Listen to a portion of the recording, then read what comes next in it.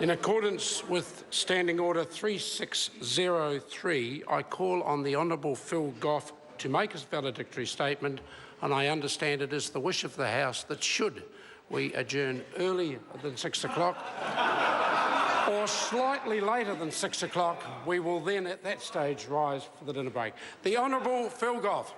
Mr Speaker, it was some 35 years ago that I first stood in this House.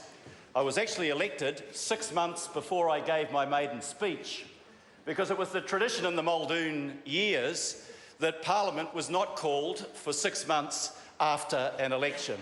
I would not encourage the current government to consider adopting that practice.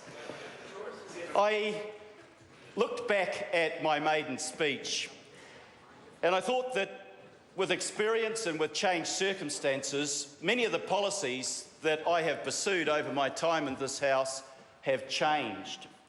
But what I don't think has changed are the values that I pronounced in that very first time that I stood up in this Parliament.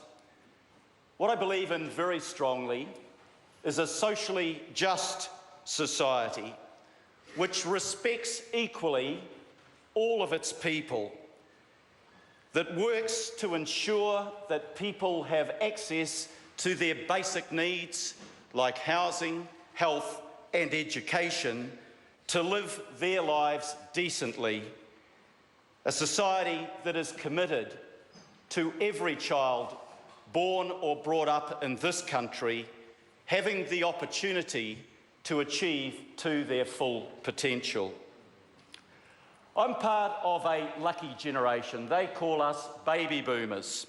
We grew up in the aftermath of the Second World War, and we stood on the shoulders of a generation that had gone before us. A generation, many of whom had gone overseas to sacrifice their lives for the freedom that we enjoy in this country. A generation that lived and suffered through a depression.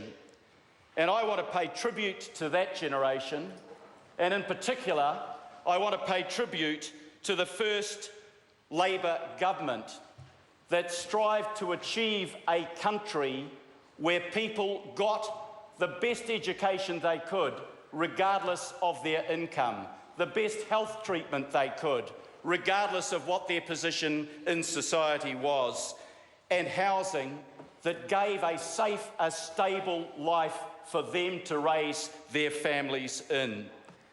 I was a beneficiary of those policies. I achieved an education that was beyond the reach of my parents. Both my mother and father's families went through hard times. In particular, the influence on my life was my paternal grandmother, a woman called Jessie. Her brother died in the First World War. Her husband, my grandfather, fought on the Western Front, was gassed and spent the end of the war in a prisoner of war camp. He paid with his health for that experience, and he died in 1934, about 12 years after the family migrated to New Zealand. He left behind him a widow and 3 children, the oldest of whom was 14. They'd paid 2/3 of their mortgage, but they were unable to keep up their payments, and they found themselves out on the road. A year later, a man called Michael Joseph Savage was elected as the first Labor Prime Minister of this country. And I grew up on my grandmother's knee believing that Michael Joseph Savage was a saint. He did some very practical things. He lifted the widow's mite by $1 a week. Doesn't sound very much to us today. But most importantly, he gave families like my grandmother's family hope for the future. My grandmother continued to suffer after that. She lost her youngest son, John, my uncle, aged 19, in the war in the Pacific, serving with the Royal New Zealand Air Force. Maybe as a consequence of those experiences that she went through, her family believed that working people who had given so much for their country deserved a fair go in return. So I grew up under that phrase that Michael Joseph Savage used, that social justice should be our guiding principle. That, I guess, was reinforced by my Catholic upbringing. It was reinforced by excellent teachers that I had at school, paid tribute to my old school, Papatoetoe High School, that working class kids went to and got the best education they could ever have hoped to get. I was also inspired by a young guy that was flatting with my brother Warren. And at age 16, halfway through my last year in what was then called the 7th form, I was not so politely asked to leave home by my father. We still argue about this, and we're probably going to meet halfway that it was partly his responsibility and partly mine. But that young man was a guy called Mike Moore, who went on to become Prime Minister of this country and Director General of the WTO. So I had good role models. Another role model was my predecessor as the MP for Mount Roskill. His name was Arthur Faulkner. He was a Spitfire pilot during the Second World War. He was an excellent local MP, serving Mount Roskill for 24 years. He was a decent and capable man, and he taught me much about politics. 2.5 years after I succeeded him as MP for Mount Roskill, the then Prime Minister, Sir Robert Muldoon, called what became termed the Schnapps election. We've all seen the photographs. We remember the clips on television, and Don McKinnon still wonders why he was standing behind the then Prime Minister while those famous shots were taken. But I remember gathering that night upstairs in the Leader of the Opposition's room, David Longie's room, and the palpable excitement that we felt that there was going to be change in New Zealand and we were going to be part of that. I was privileged to be elected by my caucus to Cabinet in 1984 at the tender age of 31 years, which I think still makes me the youngest Cabinet Minister in New Zealand's political history. It was young, and I was young, and perhaps that was an advantage. I didn't know the constraints on ministers. The first thing I did as Minister of Housing was unilaterally stop the sale of state houses. And a triumvirate of finance ministers, Cagle, Prebble and Douglas, came to see me and say, "Do you know what the fiscal implications of your announcement is?" I didn't, and I wasn't concerned about that, but I was pleased at what I did. I said we were excited, but our first Cabinet meeting was before we were sworn in. We were briefed by Rod Dean from the Reserve Bank and Bernie Galvin from the Treasury. And I remember that excitement subsiding as they told us what the state of the country's books were. We were broke, and there were really tough measures that were going to be needed to rescue our country from bankruptcy. And I remember grimly thinking, this is going to be a one-term government. In the event, it wasn't. We took the hard decisions, most of them, I believe, right, some of them wrong, but we were rewarded for our courage with a second landslide victory in the 1987. The excitement of that election did not last long. I remember running into Roger Douglas in January. I was still in the habit of coming back early from holidays thinking this is a really important job, I need to be behind my desk. And Douglas saying to me, "I got a letter from the Prime Minister." And I wondered, why would the Prime Minister be writing to the Minister of Finance? That government, which started with so much promise, ended after the collapse of the share market and with the disunity that marred the second term of that government, and that is a lesson for any government in this country. Just reflecting on the portfolios, my first portfolio, I think your first portfolio is like your first love, with respect to my wife that's sitting in the gallery. Not quite as good as your first love is what I should have said. I have had many portfolios, but I've only had one wife. And she'll be pleased to know that. Get your way out of that, Mr. Goff. I diverge, Mr. Speaker. What I loved about the housing portfolio was that I believed that you could make a tangible difference in people's lives, and I hoped that I was able to do that for many families that we were able to help. There are other portfolios where I also felt that working together with a group of other people, we were able to make a difference. And making a difference is what is really important when you come into this house. That's what all of us want to do. You don't always go along with public opinion. I remember when I became the first Environment Minister, and very soon after that, an organisation called the DSIR, Department of Scientific and Industrial Research, put a report on my table. And that report said that within a matter of months, the Pahutu geyser at Whakarewarewa would collapse. And it would collapse because the residents and the commercial establishments had all decided that having cheap energy was really great, and they would sink bores quite close to it. I was appalled at that thought and worked remarkably with Peter Tapsell and Bob Tizard, and we made the decision to close those bores within a 1.5 kilometre radius. I think if I'd gone to Rotorua at that time, I would have been lynched by the locals. But today, that geyser is still there. That geyser was there for me to take my kids to, and will be there for me to take my grandkids to. It's a small thing, but it gives you a sense of the satisfaction of how we can make a difference in what we do, and when we make decisions that might not always be popular, but are the right things to do. We should be ready to be judged by history rather than what the contemporary people might say about us. Education was a challenging portfolio for all of those, Minister, that have carried it out. I remember this cartoon, I inherited it from Longy, and it had David Longy floating serenely down on a parachute and had me plunging to the ground with this lead weight around my leg called Education.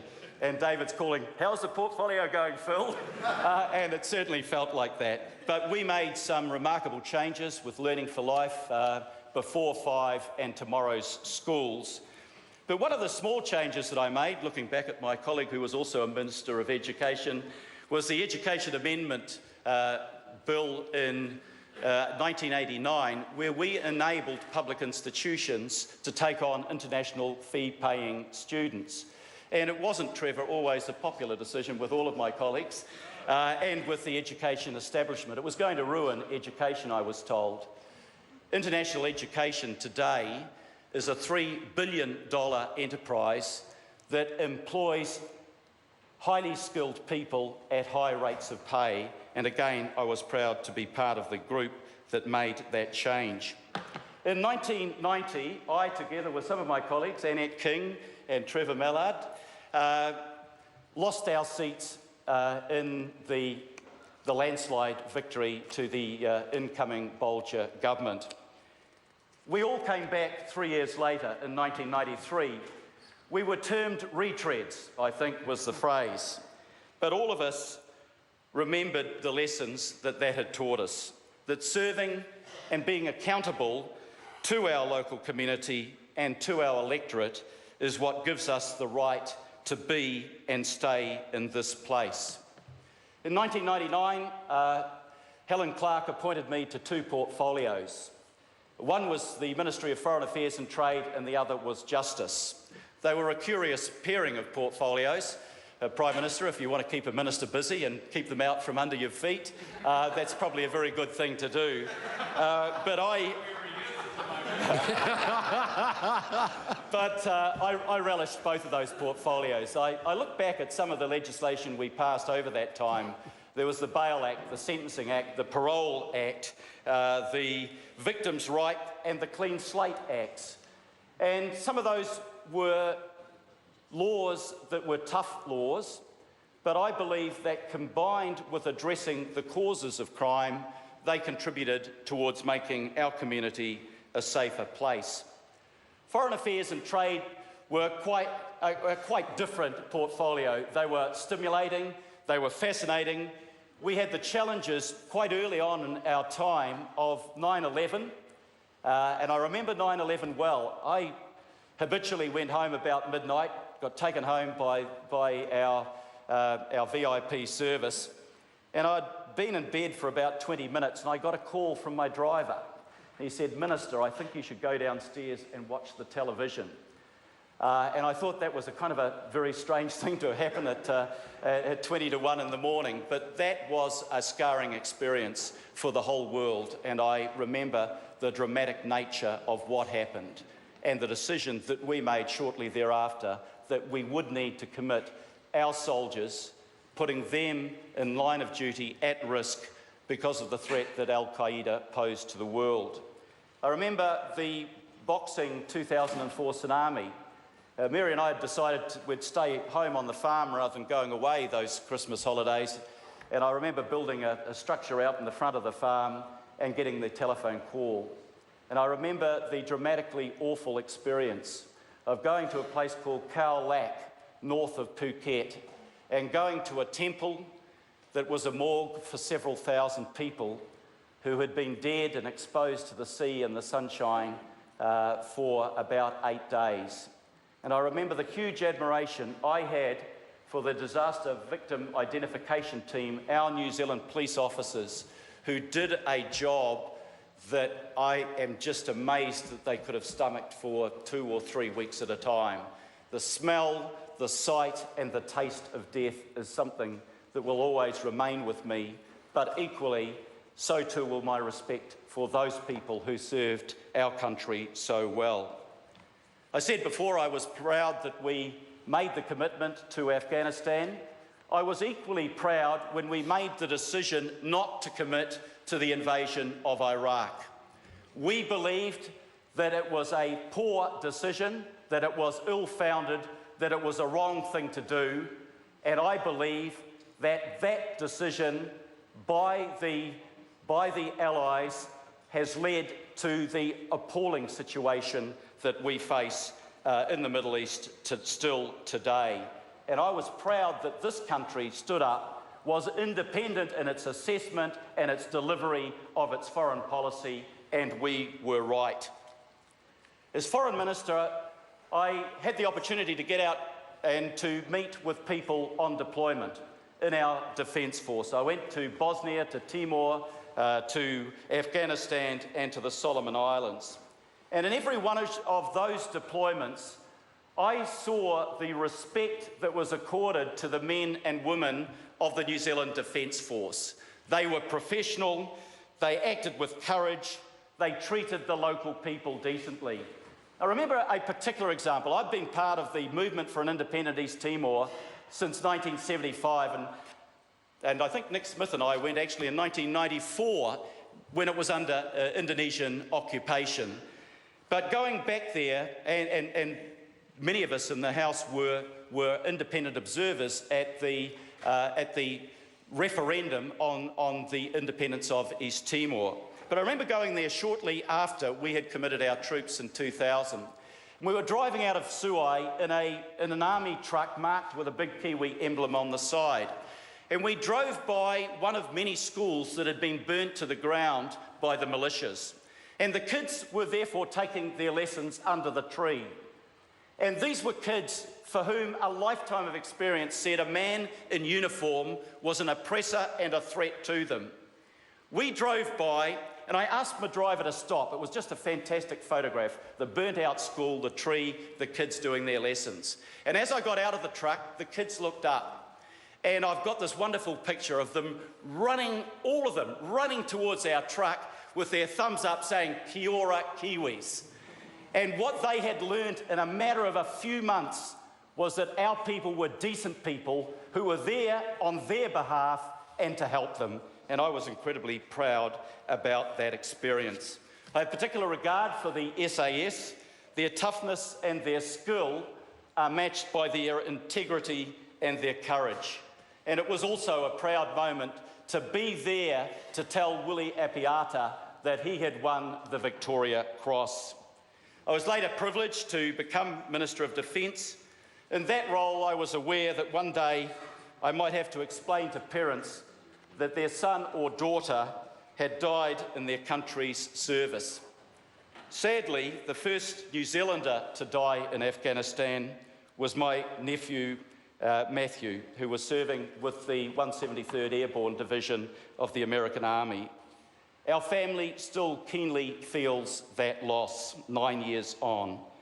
We understand only too well the emotions that other families go through that lose their children, their brothers or sisters in those circumstances. In 2005, I took on the trade portfolio and worked immediately to try to negotiate a free trade agreement with China and then with the countries of ASEAN. I want to pay tribute in this House to the skill and the absolute commitment of our trade negotiating teams. My first experience in a trade negotiation was in Hong Kong with the WTO. Our people worked through the night. They went to bed at 3 o'clock in the morning and they got up at 6 o'clock in the morning to continue that work.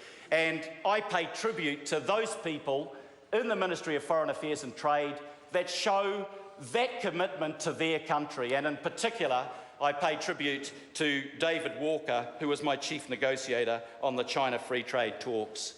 That was an amazing deal to get the first free trade agreement that any developed country had with China. And Prime Minister, I think that helped us immensely with the tripling of our exports, and that helped us not to sink into the severe recession that we might otherwise have suffered from. I want to mention just one other portfolio, and it's disarmament. People thought when I went overseas it was curious that I was simultaneously Minister of Defence and Minister of Disarmament. I've always been proud of our small country striving for a better and a more peaceful world. As a country, we've been ready to stand up and fight when it was necessary to combat evil. In the two world wars, our casualties were higher per capita than any other Commonwealth country, and in the First War, higher than any country other than Russia. But we have also always striven for a world in which alternative ways can be sought to resolve conflict. I'm proud, and Labor is proud, of Peter Fraser's role in setting up as a charter member the United Nations. We're proud of our Prime Ministers, Kirk, Longy and Clark, for their pursuit of a world free of nuclear weapons. Einstein once warned the world that splitting the atom changed everything except the way we think, and therefore we drift to an unparalleled catastrophe. That warning remains relevant, and we need, as a country, to continue to lead the struggle for a world free of weapons of mass destruction. One of the things that we achieved during my time as Minister of Transport was to be one of 7 small countries that managed to get through a convention against cluster munitions. And our country should be proud of the role that we played. Mr. Speaker, it's a moving occasion for me to be making my last contribution as a parliamentarian. I want to thank my Mount Roskill electorate, which has supported me so strongly for so long. It is a wonderful and diverse community, and every day that I have served the holy city of Mount Roskill has been an absolute privilege for me. I want to thank my electorate secretaries, the late John DeYaga, Paul Grant, Christine McCain, Elaine Niven and Terry Law. Each has worked for me for years, and they've done an amazing job. Likewise, my private secretary, Murray Wansborough, sitting in the gallery, still with me after many years. And all of those people, the seconded people that came from ministries, the personal staff that we have, our parliamentary staff, this Parliament can be truly proud of the calibre of people who work on our behalf. To the New Zealand Labor Party, Andrew, I want to thank the Labor Party for making my parliamentary career possible. Our party is 100 years old. It has shaped the country that we are today. I want to acknowledge in particular my long-term benchmate and friend Annette King, We've been through a lot together, Annette, and you've done a fantastic job for this Parliament and our country. Can I acknowledge that there are a number of parliamentarians in this House still today that started off working in my office. David Shearer behind me, Jacinda Ardern, Moana Mackie and Chris Farfoy. You couldn't have learned from a better person. But there's somebody that went to the dark side, and I also have to acknowledge Paul Goldsmith, who's sinking lower into his chair as I mention his name. He did have the redeeming factor of being a boy from Mount Roskill. To all of the people in my party organisation, those still with us today and those who have passed on, they have been my inspiration as well as my support. I'd like in particular to acknowledge, somewhere in the gallery, Michael Wood, who has been the long-standing chair of my electorate. Michael is a young man of amazing integrity, of competence. He's sensible and he's hard-working. He has served the community well on the local Pukita Papa board, and his candidature makes it much easier for me today to relinquish this job. To my family, Mary in the gallery, who was my teenage sweetheart and remains the love of my life, and my children, Chris, Sarah and Kieran, your love and tolerance and support have made it possible for me to do my job. You've made sacrifices for the job that I chose to do.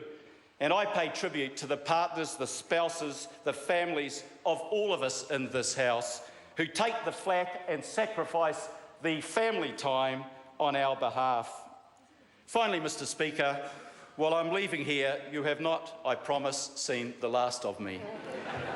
It's a deep honour and privilege last weekend to have been elected with a strong mandate to serve my city of Auckland as its mayor. It's a city I love. It has a stunning environment. It has a richness of cultural diversity. It offers the people that live in our city choice and opportunity. It makes up 35% of our population, 37% of our production, but more than half of this country's growth. Auckland is our country's international city. By attracting and retaining the talent and enterprise New Zealand needs to progress, it serves New Zealand as a whole. For New Zealand to succeed, Cabinet members, this will not be the last time you hear this, Auckland has to succeed.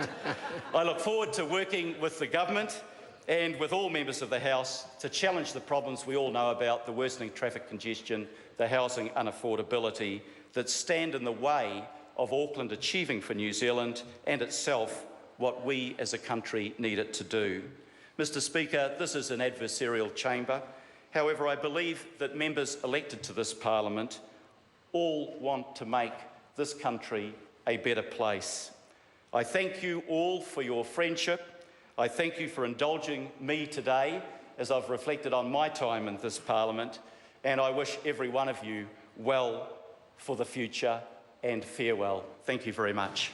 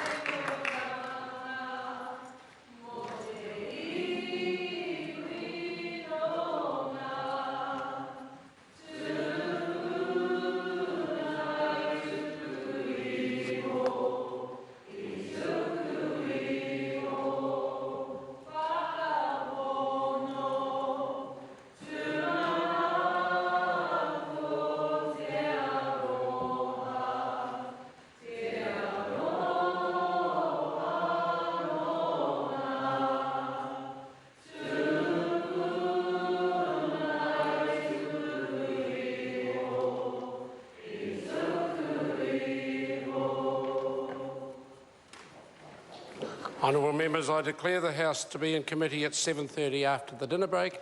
The House is suspended for the dinner break.